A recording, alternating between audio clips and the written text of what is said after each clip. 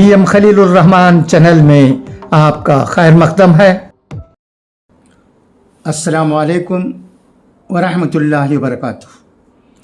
جمعیت علماء تمل ناڈو کے ناظم اعلیٰ حزبی حسن احمد آمبوری صاحب کی طرف سے ایک تعزیتی پیغام موصول ہوا ہے، اسی میں پڑھتا ہوں، سنیے گا۔ اظہار تعزیتی پیغام۔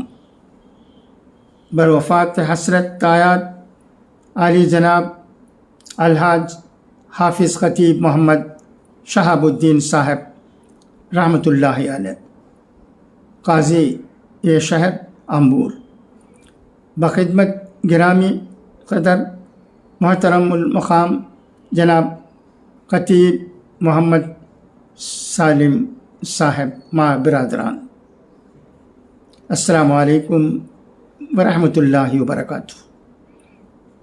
آج صبح حضرت الحاج حافظ خطیب محمد شہاب الدین صاحب کی اچانک انتقال کی خبر سے دل رنجیدہ اور مغموم ہو گیا۔ انا للہ و انا الیہ راجعون۔ اللہ پاک کو تعالی نام البدل عطا فرمائے۔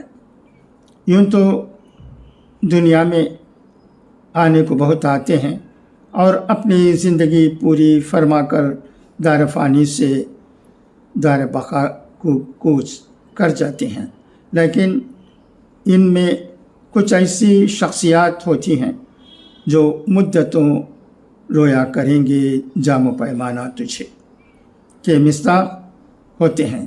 انہیں دانا و فرزانہ شخصیات میں سے ایک عظیم شخصیت حضرت الحاج حافظ خطیب محمد شہاب الدین صاحب، قاضی شہر، صدر اہل سنت والجماعت آمبور کا نام نامی بھی جلی سنہری حروف میں لکھنے کے قابل ہے۔